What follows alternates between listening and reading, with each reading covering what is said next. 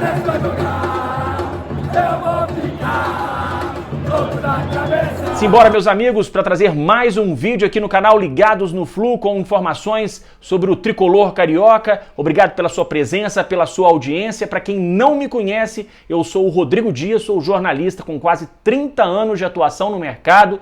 Trabalhei no interior do Rio, de São Paulo, de Minas, em Belo Horizonte, em Brasília. Trabalhei em emissoras de rádio, televisão, jornal impresso e agora estou aqui no canal Ligados no Flu, trazendo as informações do tricolor carioca. Pessoal, se você não é inscrito ainda, já sabe, né? Vai lá, faça a sua inscrição, ative o sino para receber as notificações e não deixe de dar o seu like, não deixe de colocar o seu comentário ou compartilhar este vídeo com outros amigos. Vamos lá então falar sobre o Fluminense. O meia Giovani, que veio do Ajax, da Holanda, ele jogou alguns minutos, né, metade final do segundo tempo do jogo contra o Nova Iguaçu. Muitos torcedores elogiaram a participação do Giovani na vitória da última terça-feira e ele concedeu entrevista coletiva hoje. Vamos ouvir o que o Giovani disse sobre essa expectativa, essa experiência de trabalhar com o técnico Fernando Diniz. Vamos lá, vamos ouvir. Eu acho que eu vivi isso aí no Santos, na categoria de base, com o professor Luciano. Acho que é as mesmas características do Diniz.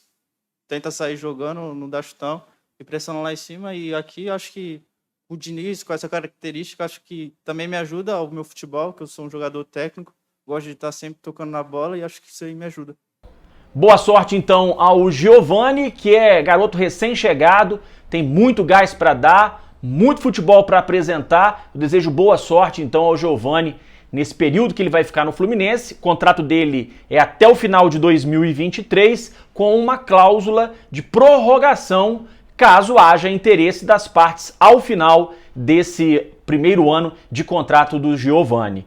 Pessoal, olha só, atenção, hein? Para quem pretende ir ao jogo do Fluminense contra a equipe do Boa Vista na próxima semana, atenção, porque a Federação de Futebol do Rio, ela, durante a tarde desta quinta-feira, ela alterou a data desse jogo. O jogo estava marcado para quarta-feira, foi transferido para quinta-feira, o dia seguinte. O horário continua o mesmo, 9 e 10 da noite. Então você que pretende ir ao jogo do Fluminense na próxima semana contra o Boa Vista, atenção para a data. Passou de quarta-feira, 9 e 10 da noite, para quinta-feira, 9 e 10 da noite, mesmo horário, no estádio do Maracanã. Por falar em confrontos do Fluminense no Campeonato Carioca, tenho novidades sobre a partida entre Fluminense e Madureira, marcada para este domingo.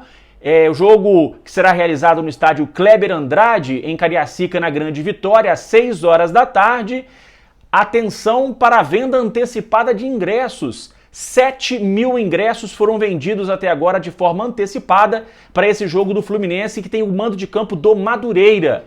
Na noite de quarta-feira, o Flamengo também jogou no estádio Kleber Andrade. O público foi de 15 mil presentes, porém de 13 mil pagantes. E o jogo do Fluminense já tem 7 mil ingressos vendidos para essa partida. O ingresso custa R$200, mas existe a meia entrada solidária. O que é a meia entrada solidária? O torcedor paga R$100 e 1 quilo de alimento não perecível, faz a doação de 1 quilo de alimento não perecível e aí ele acaba conseguindo também adquirir a sua entrada pagando o valor de R$100, é a meia entrada solidária.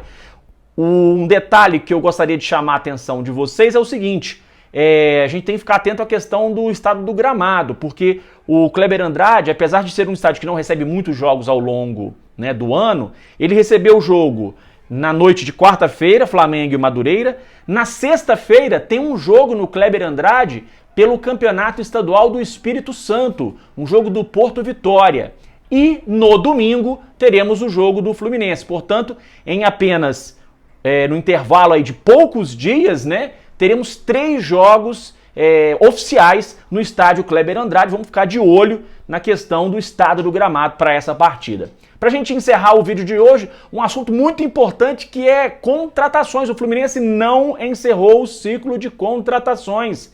É isso aí. A gente achava que o Fluminense tinha se dado por vencido na questão de contratar um meio de campo. Parece que o Fluminense vai adotando a mesma tática que ele usou quando desistiu de contratar o lateral esquerdo da equipe do Chile, né, do Colo-Colo do Chile, o Suaço, Gabriel Suaço, o Fluminense adotou a postura dizendo que, olha, não estamos mais à procura de ninguém, não, né, tá tudo resolvido, não vamos contratar a princípio lateral esquerdo.